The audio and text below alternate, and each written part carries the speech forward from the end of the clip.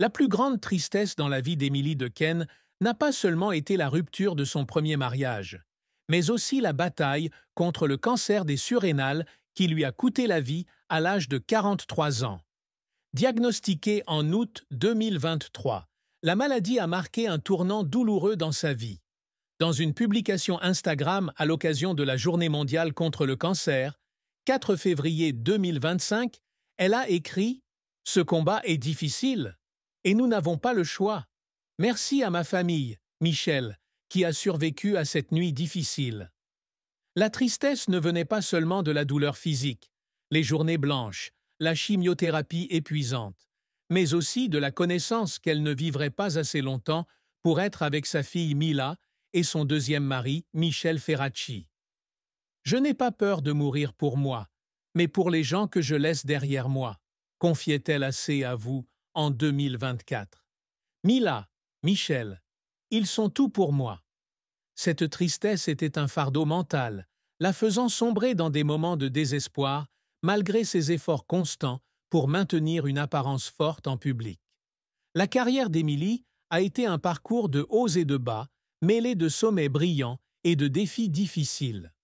Elle entre au cinéma en 1999 dans le rôle de Rosetta, dans le film éponyme des frères Dardenne. Un rôle qui lui vaut le prix de la meilleure actrice au Festival de Cannes alors qu'elle n'a que 17 ans. Ce succès n'a pas seulement été le début, mais aussi la marque qui a façonné son style d'interprétation réaliste et émotionnel. Elle continue de se faire remarquer avec Nos enfants, 2012, qui remporte le prix Un certain regard à Cannes, et Love Affair, 2020, qui obtient le César du meilleur second rôle féminin. Des films tels que Le Pacte des loups, 2001, La fille du train, 2009, et Survive, 2024, sa dernière œuvre, démontrent son talent polyvalent dans les films d'art et commerciaux. Cependant, sa carrière a également connu des revers, comme lorsqu'elle a refusé de grands rôles à Hollywood parce qu'elle manquait de confiance en son anglais et ne voulait pas s'éloigner de sa famille. « J'aurais pu aller plus loin, mais j'ai choisi de rester pour Mila », a-t-elle déclaré lors de l'émission Paltrowcast with Darren Paltrowitz, janvier 2025. « Je n'ai aucun regret. » Sa carrière est une histoire d'équilibre entre passion et sacrifice, la plus grande tristesse étant de ne pas pouvoir vivre plus longtemps pour continuer son dévouement. À quel défi difficile a-t-elle été confrontée dans sa vie? La vie d'Emily Dequesne a été une série d'épreuves difficiles, depuis les premiers jours de sa carrière jusqu'à ses derniers instants à l'hôpital.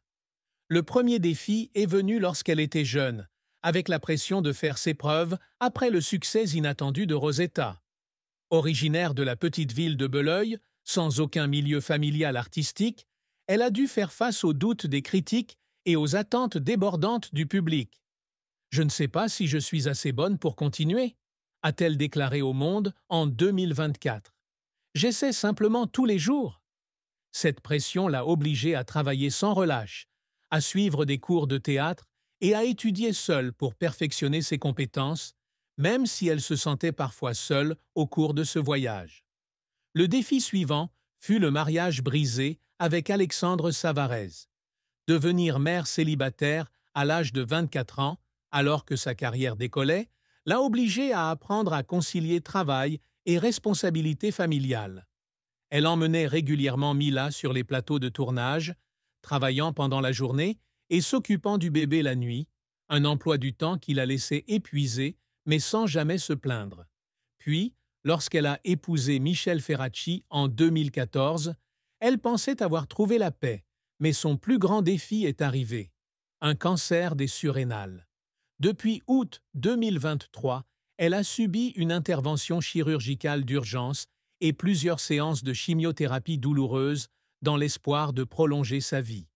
Malgré une rémission obtenue en avril 2024, le cancer est revenu plus tard dans l'année, la laissant épuisée physiquement et mentalement. « Il y a des jours où j'ai envie d'abandonner, mais je regarde Mila et je continue », a-t-elle déclaré dans 7 à 8. Ces défis n'étaient pas seulement des difficultés personnelles, mais aussi des tests de son esprit résilient, une femme qui essayait toujours de surmonter toutes les tempêtes malgré son cœur blessé.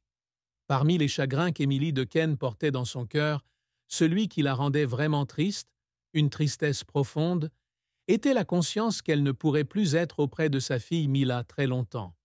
Ce n'est pas seulement la douleur d'une mère qui perd la chance de voir son enfant grandir, mais aussi le sentiment d'impuissance de savoir que Mila devra grandir sans mère. « Je veux la voir se marier, avoir des enfants, vivre sa vie, dit-elle, la voix étranglée par ses à vous 20 et par